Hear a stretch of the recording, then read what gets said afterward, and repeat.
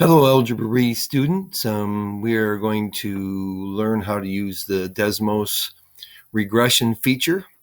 And first of all, to do the regression on using Desmos, first of all, you'll need to add data. You'll see that I've already added data here. But to add data, you just hit the plus sign, and you'll see where it's the table feature. Then you'll just choose table, and then you can add your data in just like I did there. So when we do regression, if we're doing linear regression, we know it's y equals mx plus b.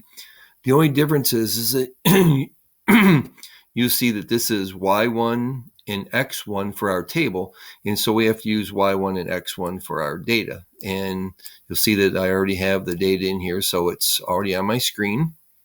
So we've got the data there.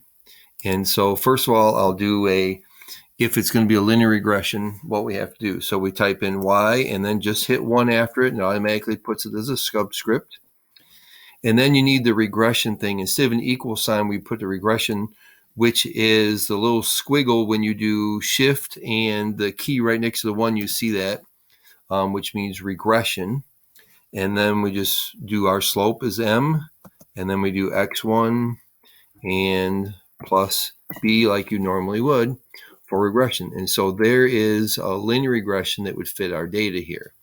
All right, we can see that the value of r in this case is 0.9837, but it tells you your slope is 4 and your y-intercept would be negative 4.667.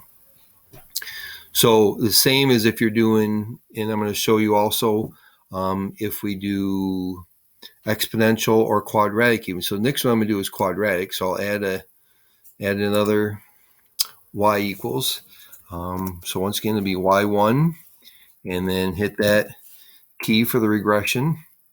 And if you remember, if we're doing quadratic regression, it's ax squared plus bx plus c. So we'll do our a and then x1 squared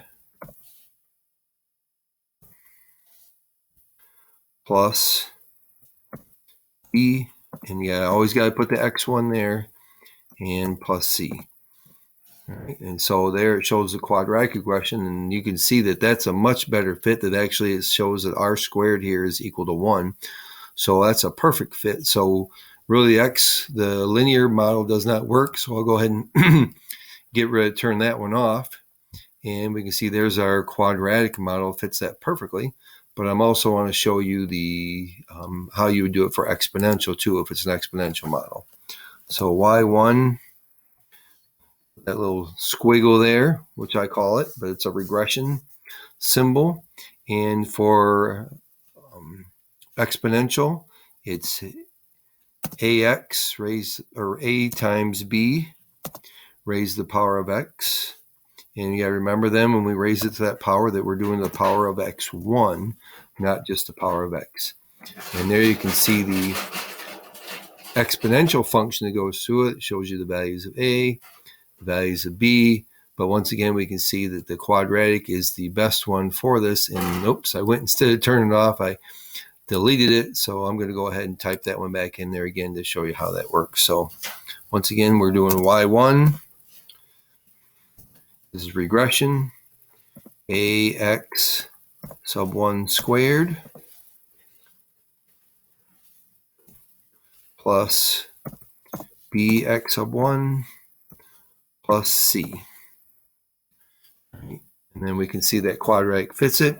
So let's say, for instance, we wanted to know when it's going to be equal to, let's see, our table shows 1 through 21. Let's say we wanted to know what x value is going to give us 50.